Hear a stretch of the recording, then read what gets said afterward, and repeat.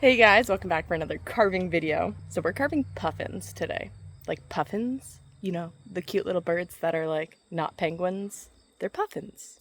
They're puffins. So that's what we're carving today. I got our canvas picked out. Nice, just shy of 4 feet, eastern white pine. And we got a really cute design. One puffin up top, one puffin below. Should be cute. Stick around. Let's get started.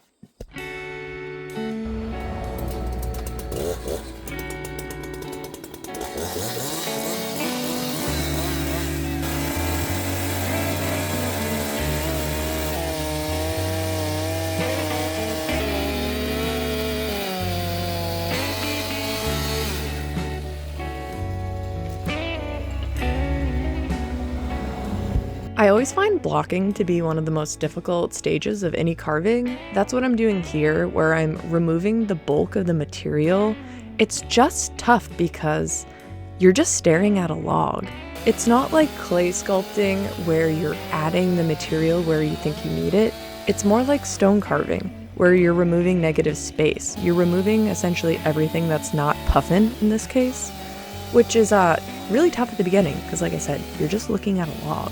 But as you continue removing wood and you can start kind of seeing your subject, things get a little bit easier. But for now, it's just a log. So let's just keep removing everything that's not a puffin.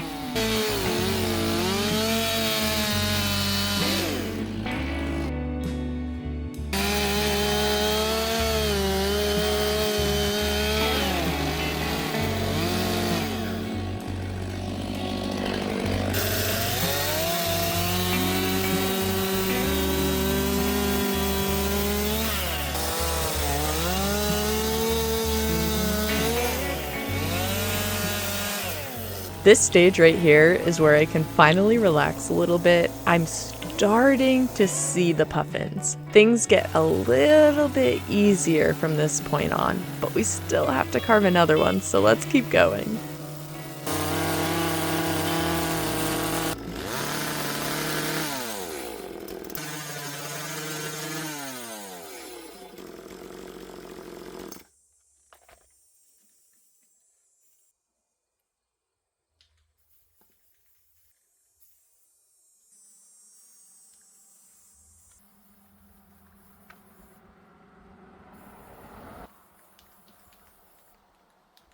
So I was carving on the beak, and there must have been like a little itty bitty crack in the log because I was like shaping out the far side of the beak and part of it just kind of popped off, which happens occasionally when there's like I said, a hidden crack in the log and you essentially remove the support that's holding that piece on and it just kind of like pops off. Just this tiny little corner of the beak. But while that's drying, we're gonna go out and we're gonna block that second puffin and leave some, like almost like a pillar that this one's going to be standing on, like a pillar of rocks. Yeah, we're going to block out this little laying puffin, and then we should be able to move back up to him. It only takes like 45 minutes for this Gorilla Glue to dry. So that's what this is. But moving on to this guy.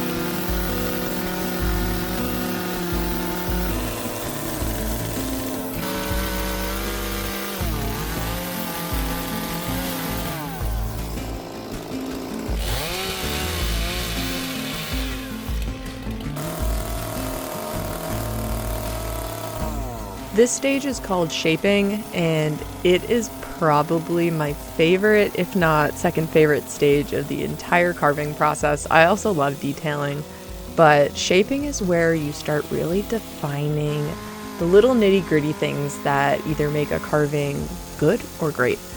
Shaping muscle structures, adding the wings, and honestly getting into feathering and everything, I consider that all shaping. So it's my favorite. Once I get to this stage, I am a happy human.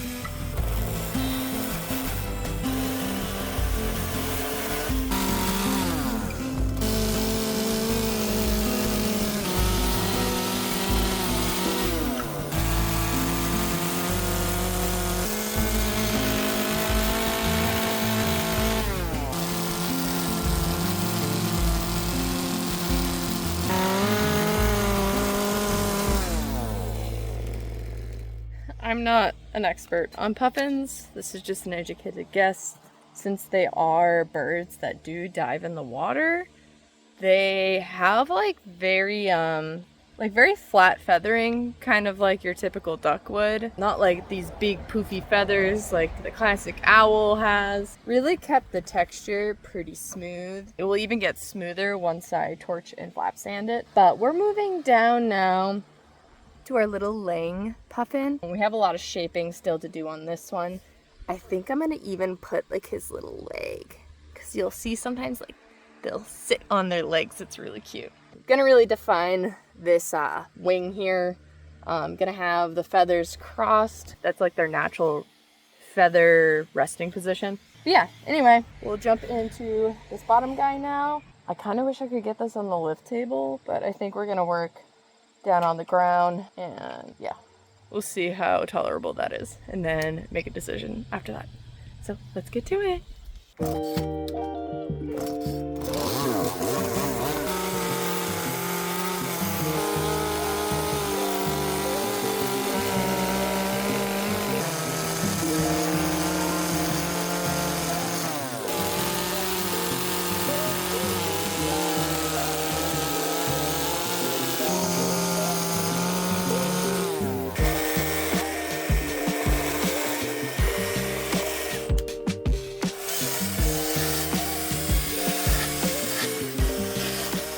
I absolutely love carving new subjects, like these puffins. I've never carved puffins before, but I do these mini anatomy studies before I start a carving with a subject I'm not super familiar with, like these puffins, and it just gives me an opportunity to really look closely and observe these creatures, and I love it. I love looking at the little details that you might not notice at first glance, just like the detail work around the puffin's eyes, or the crinkly little wrinkly lips that they have that are bright orange. Just these little details that make these creatures absolutely amazing. So yeah, I love doing new subjects. I find them challenging, I find them rewarding, I find them fun, and don't get me wrong, I love carving bears and all the staples, but there's just something special about carving something for the first time.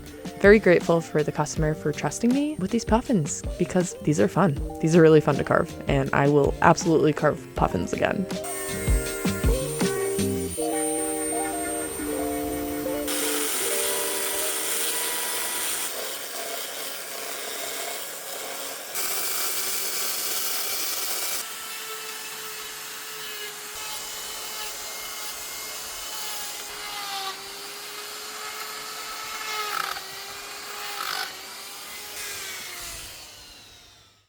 So it is mid-August right now, and the state of Maine has been in a drought, and it just started raining for the first time in weeks, like weeks and weeks and weeks. Like our whole yard is dead. Like it's been a dry summer. Anyway, grateful for the little bit of rain we're getting now. So I'm out here working on the puffin piece. I've been just softening things, sanding the rocks, doing like the boring stuff, right? And I'm like, something is just missing. Something is missing from this piece. I was scratching my head, like, trying to think of what I can add. And it dawned on me. These are puffins. These are puffins! Where's the fish? So, they're called, like, sand lances or something like that. They're, like, these long little, like, sardini-like fish. So we're gonna do one of those like draped around the rock. Like this guy just brought it for his little girlfriend here, and it's on the rock. You're such a good boy.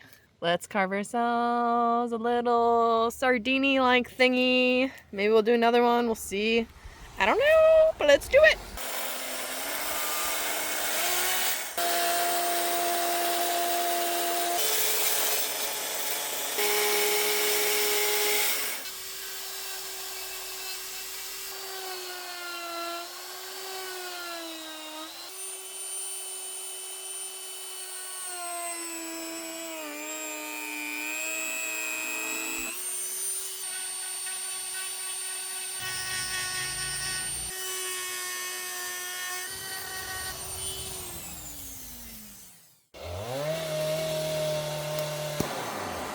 I'm often asked why I torch pieces even when I'm planning on painting them, and there's a few good reasons why I do this with every piece.